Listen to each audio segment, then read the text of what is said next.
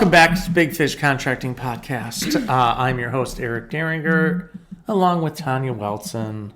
Hello, Eric. Your female hostess with the mostess. She is a yoga instructor extraordinaire and recently certified Pilates instructor. Ooh, I have a demo tonight. Let's see if I audition and pass. You want to come? No. You can record it. You can record it. She teaches dance. She runs Big Fish Contracting. I think most women would look at you and just feel some sort of jealousy. Oh gosh, no. Don't you think so? No. Do you get people looking at you with you bitch? Because women, they do that sometimes. I mean, maybe they're out there. I don't know. I might be too busy to notice. Yeah, probably. I love it. A productive me is a happy me. That's all I'm going to say. I don't know any other way to be. Yeah, no. 0 or 100 people. 0 or 100. It sure is really nice for Big Fish Contracting. Well. And then you were away last week. I was away a couple days. You went on a cruise. Yes, it was so fun. Yeah, and when Tanya's away and she asks me, how's everything going? I lie. I tell her, it's going great. How are you doing? That's what I say. Right? I did not know it was not going well, but on Monday when I got back to land, I was like, oh, okay, there's a couple phone calls here. Like I did end up. Of course. But I told everybody on the team that Tanya is going on a cruise. Let's not bother her. Yeah. It just boiled over on Monday. Monday morning, it's like, the fun is over. The fun is over. Yeah, get back at it. But that's okay. It was great, and I had plenty of time to relax. And when you're gone, I'm sad. Well, I'm sorry that you're sad. But I like it that you're gone. I like it for you. It's not like I'm for you. Yeah, it's not just for me. And it's not really sad as much as just like, okay, I hope she comes back. My right leg is cut off now. Yeah, kind of. My emails aren't getting answered. Where am I in life? Those kind of things. What am I doing here? Yeah, but you survived. I did. And it was great. Yeah, it was great. We were totally fine. So, what are we chatting about today? Well, we were... prank wars. Specifically about the topic of the podcast or life, because we were just having conversation about prank wars.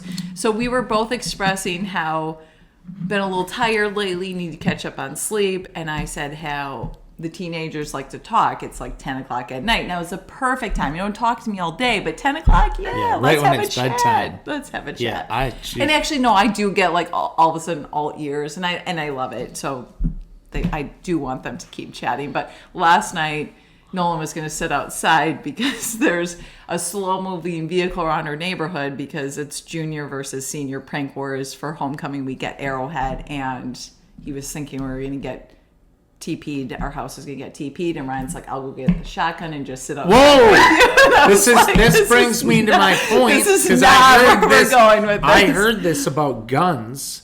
Well, where a student who is a junior was asking his dad to get a BB gun to sit outside. Oh my gosh! But not only I'm sure Ryan was. Oh my gosh! Not only to sit outside, but to like go out and about with him with this the BB gun, which in today's day and age, I'm like, this is not. That's not. No, good. That's not. That's no, just going to be bad. Yeah, they used to do like Nerf gun wars. Yeah. Did I? So when Lola, my youngest, was a senior at Arrowhead, they did Nerf gun wars, but they were naked too. Yeah, something about like if you got caught with your clothes off, then you got shot at? I don't know, but there was that one whole morning. Thing. Keep your clothes on. One morning, people. We woke up to like 3 guys naked, just chilling out on our property, wanting to shoot Lola, and with these Nerf guns. Again, Nerf guns. So, yeah, Lola has to get to school, and this is in the morning before school where the kids are outside trying to Nerf and guns. There's 3 guys naked. I mean, they're standing behind the car, kind of waiting.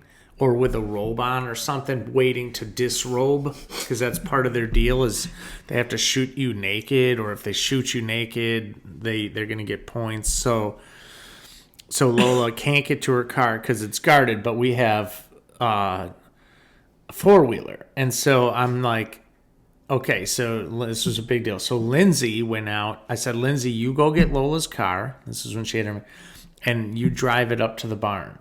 Okay. I will go get the four-wheeler, and I will chariot her over to the barn. and I will get Lola, and I will race her up to the barn.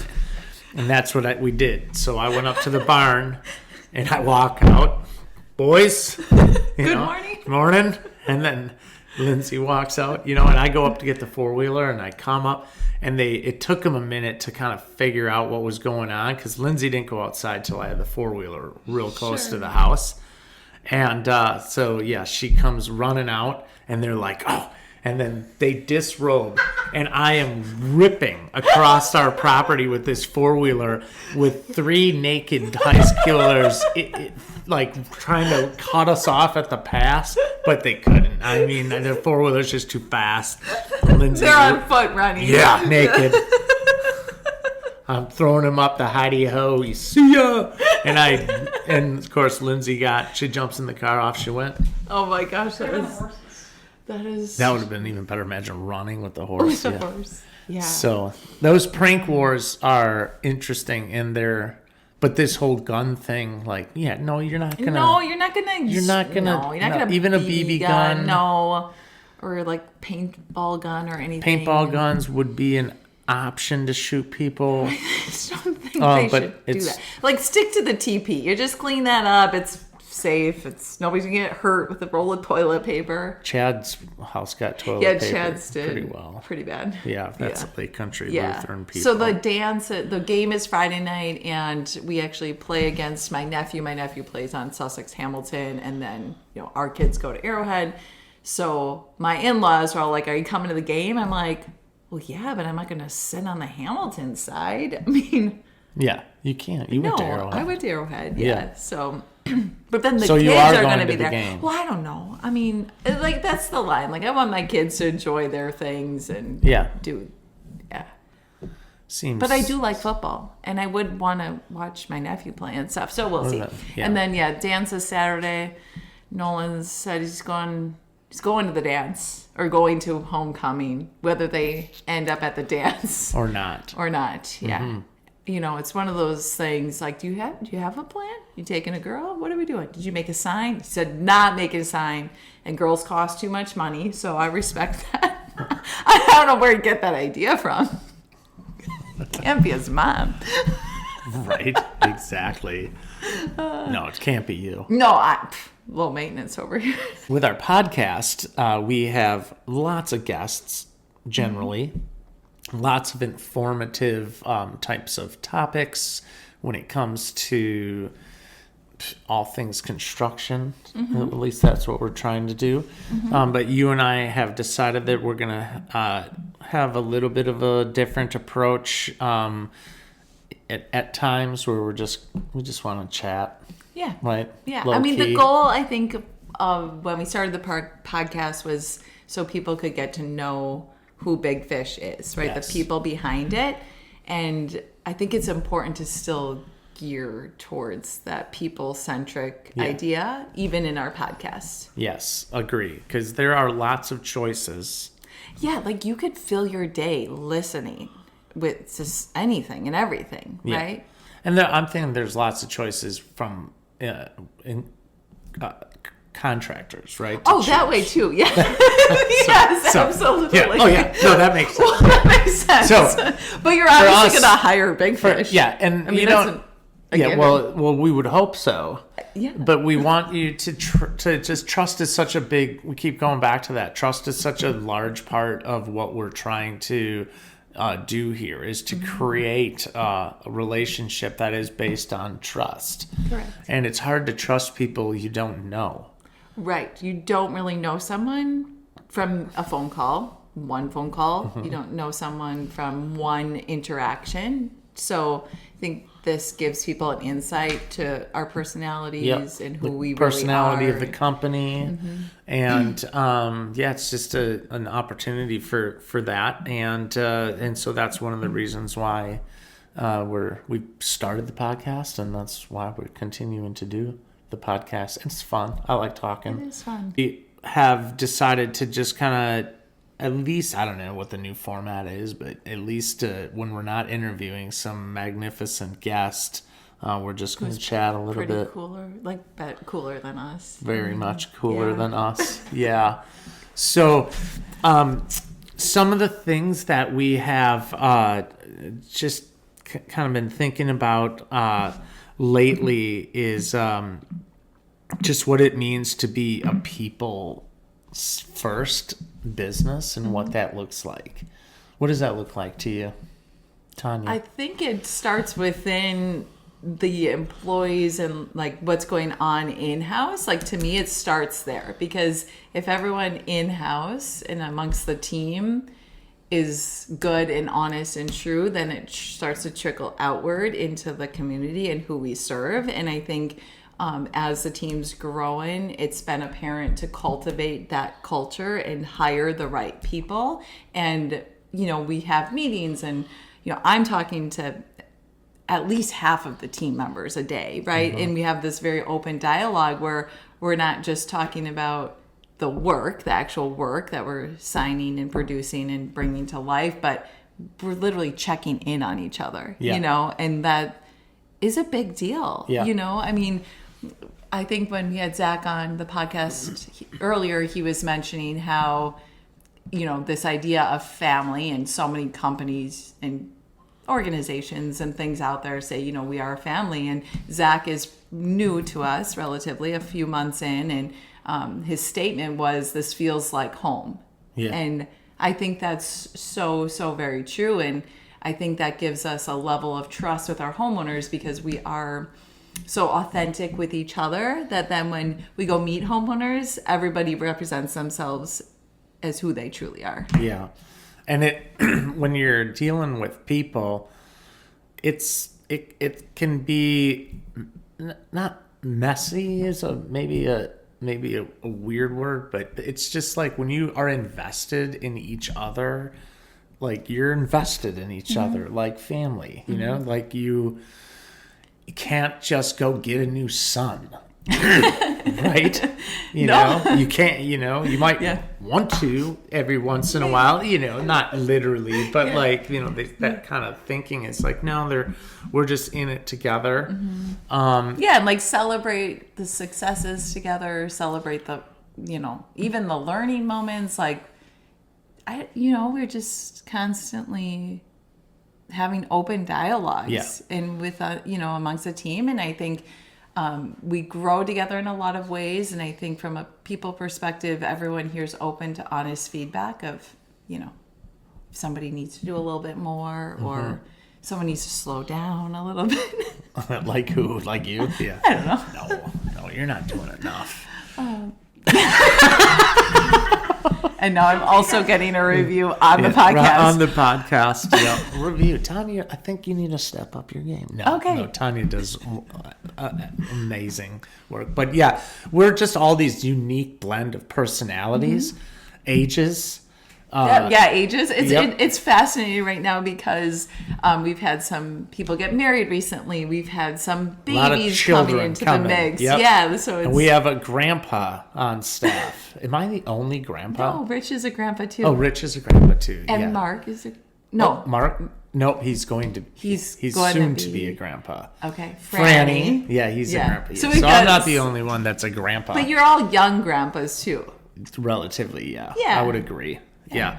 But it is unique and fun when you got all these different women, men, ages, perspectives. It creates a healthy environment, but in our hearts, like we really do. I think to your point, it does start within.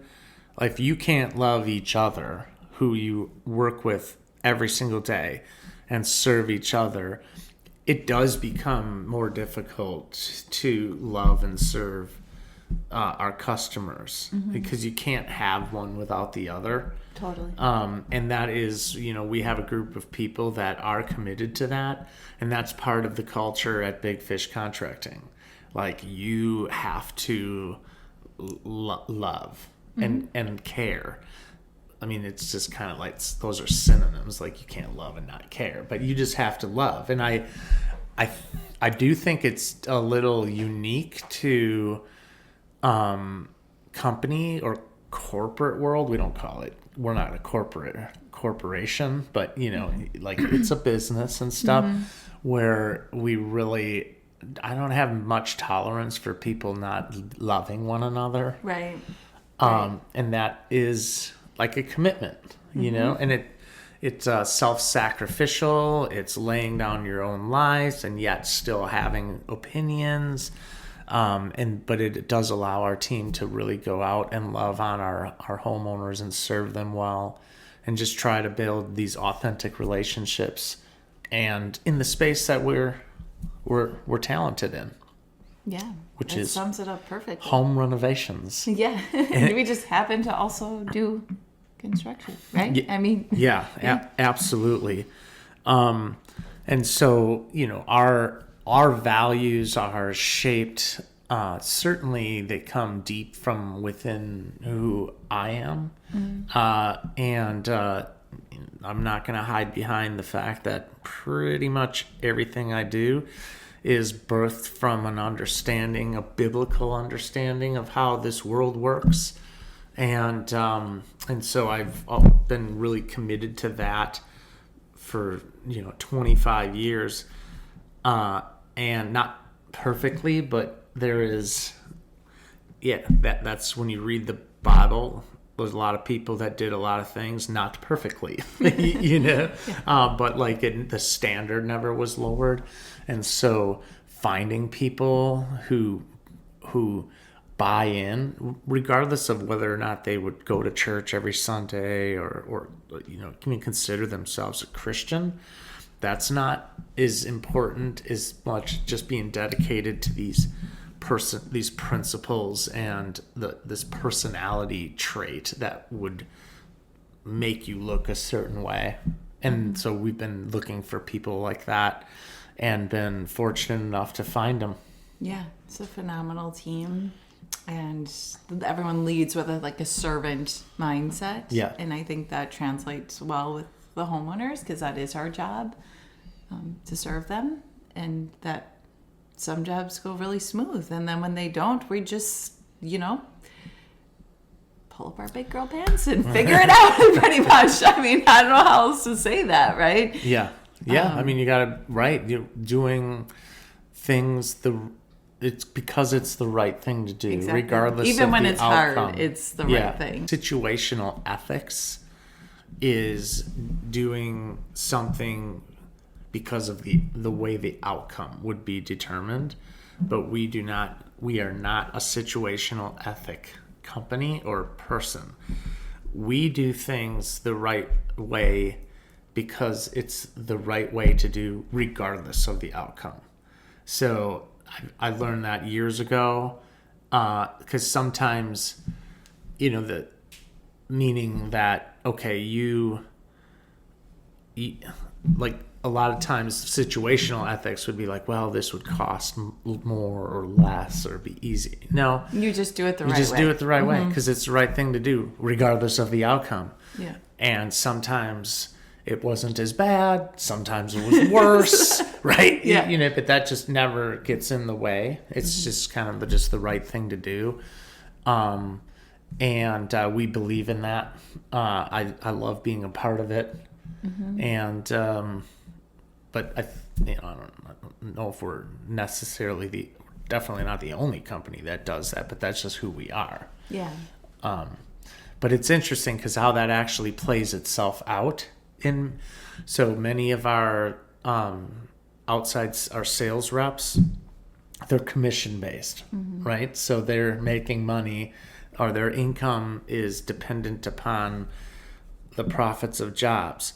Well, sometimes when you have to make things right, or that costs more money.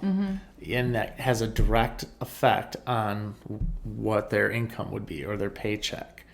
But if you care about that, you're not going to be successful here. Right. And I mean, we don't even have, we don't really talk about numbers or goals for the sales team. It's literally do the right thing and Yeah. go out there and serve, right? It's, Yeah. I mean, we're not sitting down and saying you have to hit X amount of dollars by the end of the year. We don't really have these benchmarks for them because at the end of the day, our goal is just to still serve. Yeah, the benchmark will be what it is at the end of the year by just going through this process. And it's interesting though, because like as some people are hardwired a certain way and they do respond well to metrics and to goals and numbers, and I just generally don't. I mean, I've never been that way, but that doesn't mean that it's not. I listen. It doesn't mean that this way is the like that the metrics don't matter. So even me as an owner of the company who doesn't really care about how much you sell in a year, I only care about the quality of those sales and those experiences with homeowners. But I'm learning to look at numbers just to gather useful information and a way of serving the people that do care about it. It doesn't change. Like, we still do what is right regardless of the cost or the outcome. It just like that never changes, but then you can still look at the numbers and get value. So even I am all, it's a way of serving our team members and just showing them that, hey, I'm adaptable, but these are some non-negotiables, right? Right. Yeah. So it's been fun though to like be surrounded by so many different personalities. Yeah. For many, many years, our company was much smaller, right? So there was, 8 people or let's say, on staff. And now when you get over 20, it's just a large group of people who are all uniquely hardwired. Yeah. And it's just been really fun because it is more like a family. Totally, yeah. And you got like, someone's really super sarcastic. Someone might be a little sensitive. Someone's, You're a fragile flower. No, I'm You not are a fragile speaking flower. personally. Yeah. Tanya wilts without love and encouragement. Like a puppy. She does, like a flower that just wilts. I do need water and sunshine. So there's that, yeah, fair. and a vegetable every once in a while. But encouragement and love, that you need that, otherwise you will wilt. So back to the team. Yeah, well, we have a great team. So it's just been it's been a fun journey to be a part of, and everybody kind of does have ups and downs. We have a saying, you and I do, that when I'm feeling just sad, for lack of a better term, or overwhelmed, I'm going to go stand in the pond. At least we both don't feel like we're staying in the pond at the same time. Usually we don't. No, it's a good thing, because if I go into the pond and you're there, we're in trouble. But like, it's just, I don't know. One day I just told you that I got a pond it's like knee deep, really mucky at our farm. Yeah. And I'm just told you I was just gonna go stand in it. And do what? Just nothing. Just stand there. Just stand there. Reflect on the day. Yep. When I say I'm gonna go stand in the pond, you know what I'm saying. I'm sad.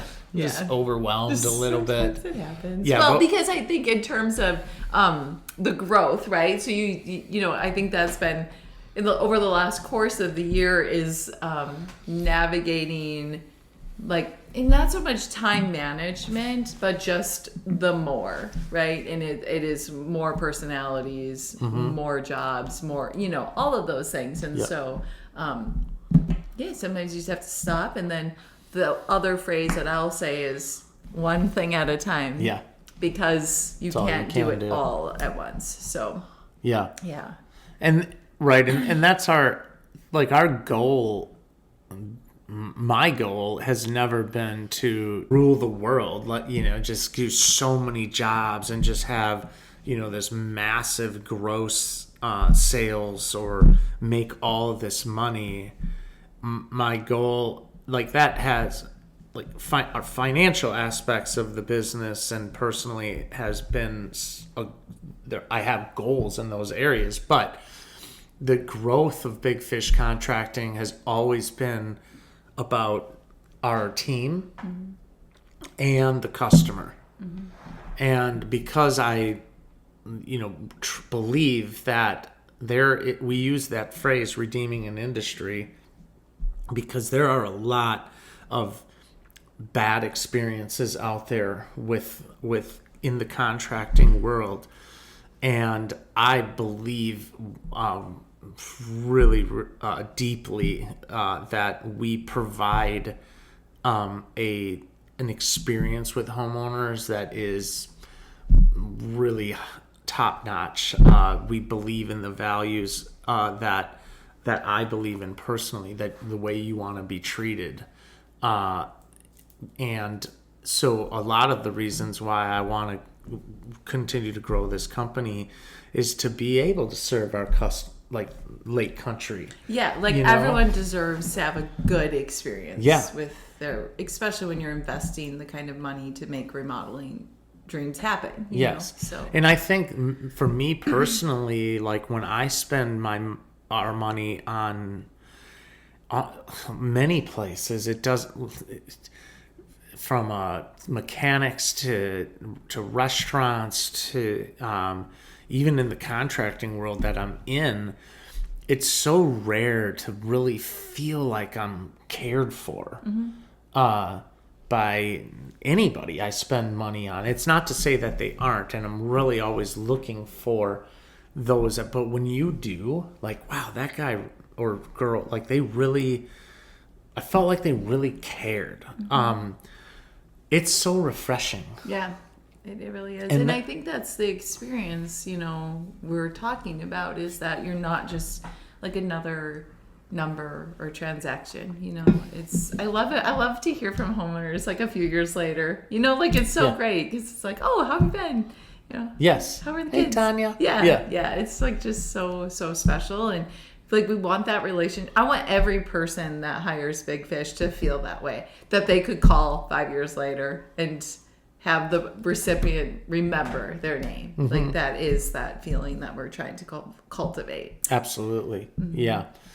And so it's just a fun journey, and fun to do it in a community that we're involved in. And we all read Lake Country 411, just like everyone else in our community, and follow that white Audi around. It's we're real people with real kids in our schools, and just this is just what we do for a living.